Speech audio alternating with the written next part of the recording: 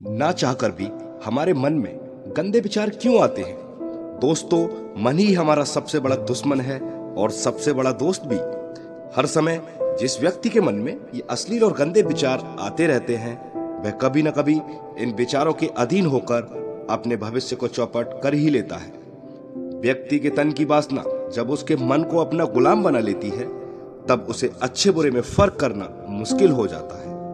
ना चाहकर भी ये गंदे विचार उसके समुद्र रूपी मन में तैरते रहते हैं और एक दिन उसके ये विचार उस समुद्र में उसे डुबा देते हैं। आइए दोस्तों, जानेंगे गौतम बुद्ध की एक ऐसी ज्ञान रूपी कहानी जो तुम्हें तुम्हारे गंदे विचारों से मुक्त करा देगी। एक बार एक युवा बुद्ध के पास आया और गौतम बुद्ध से कहा, प्रिय बुद्ध, क्यों हमेशा मेरे मन में इतने गंदे विचार आते हैं?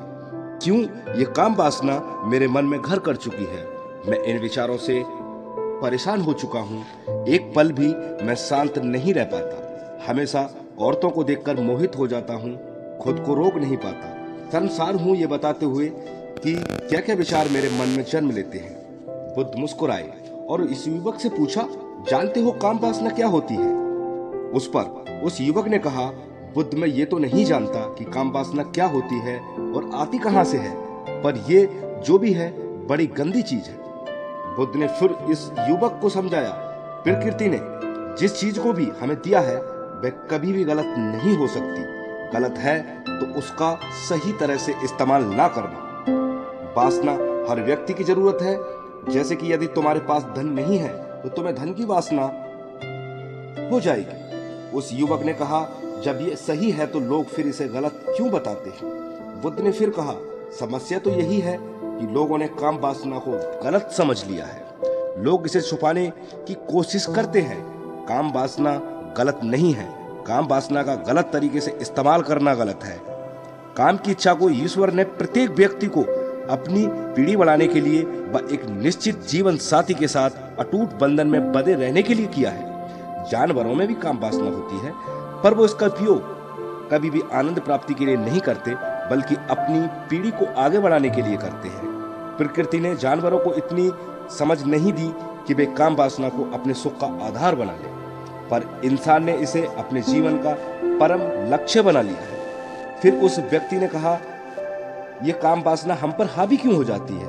तब गौतम बुद्ध ने कहा कि मैं तुम्हें कुछ बताने जा रहा हूँ, उसे ध्यान पूर्वक सुनना, तुम्हें तुम्हारे सारे सवालों का जवाब मिल जाएगा। काम वासना के सारे गंदे विचार तुम्हारे दिमाग से हट जाएंगे। फिर गौतम बुद्ध ने कहना शुरू किया, एक जंगल में एक गुरु अपने शिष्यों के साथ रहते थे। सभी शिष्य भिक्षा लेने जाते थे। उनमें एक शिष्य ऐसा भी था जो नदी को पार करके भिक्षा लेने जाता था। एक दिन जब वह शिष्य भिक्षा लेने जा रहा था, उसने देखा एक युवक पेड़ के पीछे छुपा हुआ है।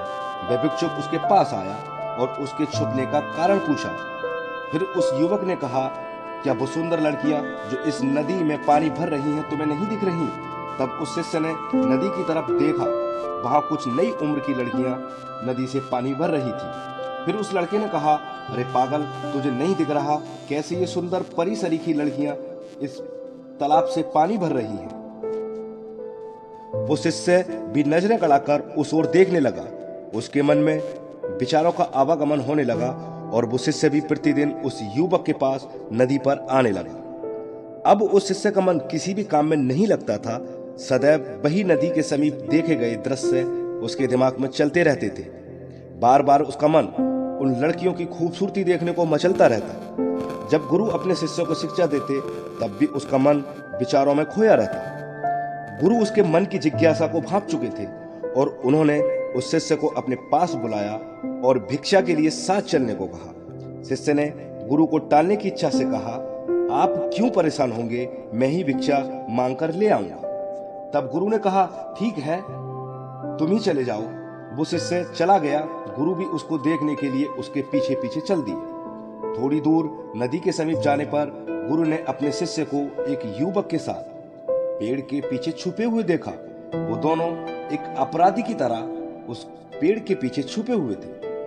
गुरु चुपके से अपने शिष्य के पीछे पहुंच गए और पूछा, बेटा क्या देख रहे हो? शिष्य ये सुनकर डर से कांपने लगा और पसीने से तरबतर हो गया। वह एक चोर की तरह कांपने लगा, जैसे किसी ने उसे चोरी करते हुए पकड़ लिया हो। तब गुरु ने कहा, मेरा शिष्य तो निडर था, उसकी ऐसी हालत क्यों हो गई? तब उस शिष्य ने कहा, गुरुजी, इसमें मेरा कोई दोष नहीं है। उस युवक ने मुझे बहका दिया था। मैं आपसे वादा करता हूँ, आज से ऐसा दोबारा नहीं करूंगा। तब गुरु ने शिष्य से कहा, तुम्हारी संगति ही तुम्हारे दुर्गुणों की जननी है। तब शिष्य ने गुरु से कहा, मुझे माफ कर दो, मैं कभी भी ऐसा नहीं करूंगा। गुरु उसे एक नाली के समीप ले गए और कहा, क्या तुम इस पानी के बहाव को रोक सकते हो? शिष्य ने हाँ में सर हिलाते हुए कहा, हाँ मैं रोक सकता हूँ। शिष्य ने उसे मिट्टी डालकर बंद कर दिया। कुछ ही देर में पानी मिट्टी को काटकर फिर बहने लगा। शिष्य के अनेकों प्रयास के बाद भी वह पानी अपना रास्ता बदलकर बहने लगा। तब गुरु ने कहा, यदि तुम इस पानी के बहाव को रोकना ही चाहते हो तो नदी पर जाकर इसे नाले के उद्गम स्थल पर बनाओ, तभी ये पानी रुक सकता है। शिष्य ने ऐसा ही किया और पानी के बहाव को रोक दिया। उस नाली के समीप उगने वाले पेड़ पौधे फूल मुरझाने लगे। तब गुरु ने कहा, पानी रोकने से नुकसान ही होगा।